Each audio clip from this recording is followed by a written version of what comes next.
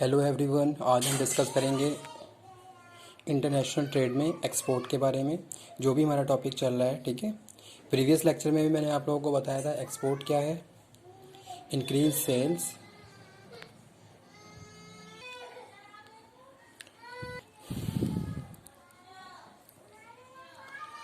Advantages and disadvantages of export. जो भी हमारा टॉपिक चल रहा है उससे रिलेटेड ही आज का वीडियो लेक्चर है। Let's start. Why export? First one is increase sales. ठीक है, you want to increase your sales, that war you are involving in export business. ठीक है, in the export business you in the export business आपके पास बहुत सारे buyer होंगे, buyer के बहुत अलग अलग ऑर्डर्स होंगे, आप उन ऑर्डर्स को कंप्लीट करोगे। ठीक है, तो कहीं ना कहीं एक तरीके से आपकी सेल बढ़ रही है। जैसे जैसे आपको ऑर्डर मिलते जा रहे हैं वैसे वैसे आपका प्रोडक्शन हो रहा है। आप क्या कर रहे हो, गुड्स को प्रोड्यूस कर रहे हो और प्रोड्यूस करने के बाद उन्हें अदर कंट्रीज़ में सेल कर रहे हो। It means you are increasing your sales, that's why you are involving in export. ठीक है, तो इसलिए आप क्या कर रहे हो, एक्सपोर्ट में इन्वॉल्व हो रहे हो। तो यहाँ पे कुछ पॉइंट्स हैं जो इंक्रीज सेल्स से रिलेटेड है। जैसे कि फर्स्ट वन है एक्सटेंड द मार्केट। ठीक है, increase global competitions, extend the market. There is a vast market of foreign there is a vast foreign market. Varieties of goods and services are available in the international market और there is a perfect competition. ठीक है, तो इस तरीके से क्या है, market expand हो रहा है। ठीक है, ग्लोबल कंपटीशन इंक्रीज हो रहा है। तो कहीं ना कहीं जितने भी जो भी एक तरीके से जो भी स्ट्रॉन्ग कॉम्पिटिटर्स हैं वो क्या करेंगे, अपने अपने प्रोडक्ट को मार्केट में स्टैंड करने के लिए, एग्जिस्ट करने के लिए, लॉन्ग टाइम तक सर्वाइव करने के लिए, सस्टेन करने के लिए बहुत सारी अलग अलग टेक्निक्स यूज़ करते हैं ताकि लॉन्ग टाइम तक उनका प्रोडक्ट मार्केट में सस्टेन रहे। ठीक है, डिक्लाइन स्टेज पे ना पहुंचे। तो ये सारी चीज़ें कहीं ना कहीं हेल्प कर रही हैं टू इंक्रीज योर सेल्स। जब आप इंटरनेशनल बिजनेस में इन्वॉल्व हो जाते हो तो आपकी सेल्स ऑटोमेटिकली बढ़ ही जाती है। क्यों? आप मार्केट में जब आप इंटरनेशनल मार्केट में अपने प्रोडक्ट को लेके जाओगे तो आप ऐसे तो चले नहीं जाओगे, आप पूरी फुल प्लानिंग के साथ जाओगे, फुल प्रिपरेशन के साथ जाओगे। ठीक है, ताकि वहाँ आप प्रॉपरली अपने राइवल्स को कम्पीट करते हुए मार्केट में अपने प्रोडक्ट को स्टैंड करवा पाओ। तो कहीं ना कहीं आपकी सेल बढ़ रही है। इसका जो एक फाइनल जो एक रिजल्ट निकल रहा है वो क्या है कि आपकी सेल बढ़ रही है। बहुत सारे आपके ऑर्डर हैं, बायर हैं, उनके आप ऑर्डर कंप्लीट कर रहे हो, तो आपकी सेल क्या है, इंक्रीज हो रही है। Respond to overseas buyers. ठीक है, बायर के जैसे जैसे रिस्पॉन्सेज आते हैं वैसे वैसे आप अपने हिसाब से उनको अपने आप को रेडी करते हो और उनको फैसिलिटेट करते हो। और उसके बाद हम बात कर रहे हैं लेंथ प्रोडक्ट लाइफ साइकिल। ठीक है, एक प्रॉपरली प्रोडक्ट लाइफ साइकिल के थ्रू आप क्या कर रहे हो, प्रोडक्ट को फेस कर रहे हो। ठीक है, जैसे कि क्या है, इंट्रोडक्शन स्टेज है, ग्रोथ है, मैच्योरिटी है, डिक्लाइन है। ठीक है, तो वो यहाँ पे हम बात कर रहे हैं। Minimize competitive risk. ठीक है, minimize competitive risk, you want to minimize your competitive risk, so due to this reason you are involving in export. ठीक है, मार्केट में कितना कंपटीशन है, ये सारी चीज़ें हमारे लिए क्या है, एक टास्क की तरह काम करती हैं। अब किस तरीके से इन सारी चीज़ों को फेस करते हुए आगे बढ़ना है, तो उसमें हम बात कर रहे हैं एक्सपोर्ट की। एक्सपोर्ट क्या है, एक गुड एरिया, अगर हम बात करें एरिया की तरीके से या एक एज अ फैक्टर की तरह से, तो हमारे लिए क्या है, बहुत ज़्यादा फ्रूटफुल है।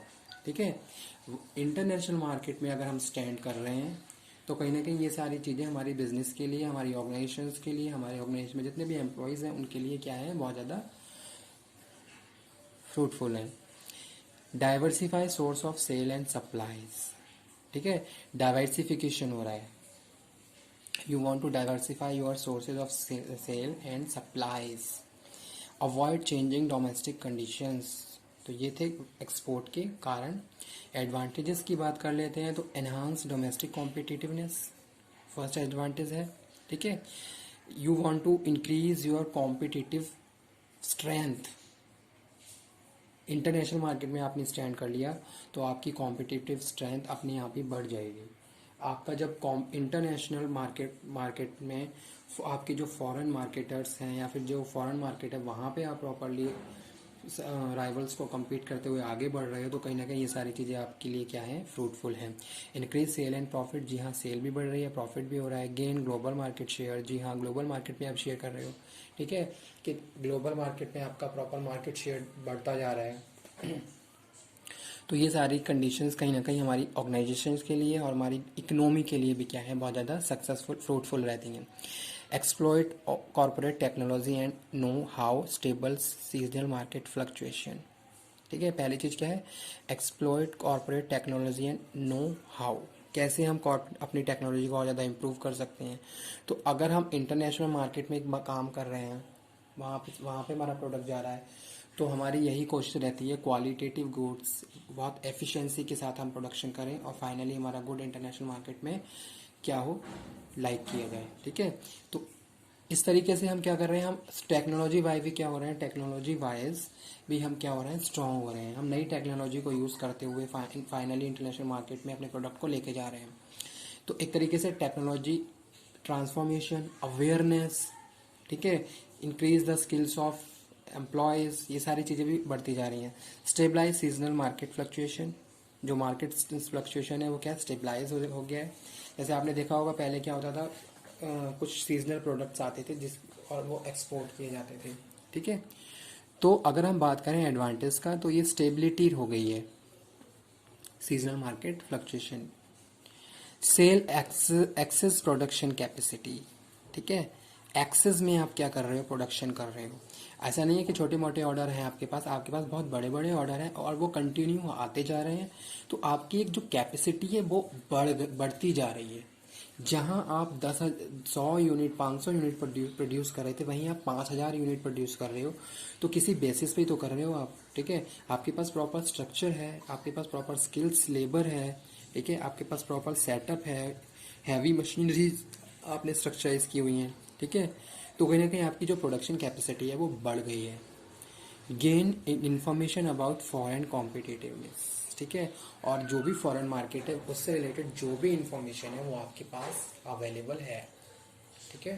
कैसे मार्केट में स्टैंड करना है, कॉम्पिटिटर्स को कॉम्पीट करना है, rules and regulation, export, legal documentation, ठीक है, fees payment, balance of payment, balance of trade, each and every information you have if you are doing or you are involving in export, ठीक है।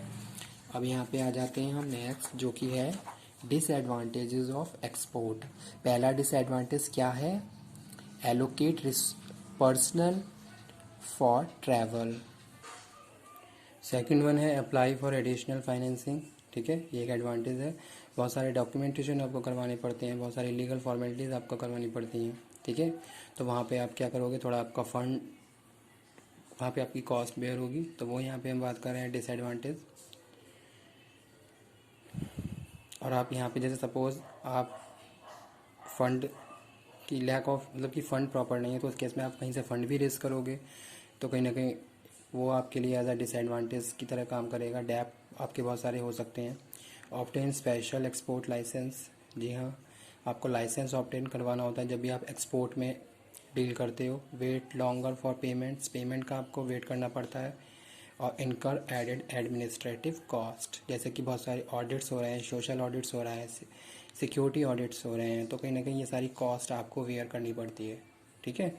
तो ये थे disadvantage of export.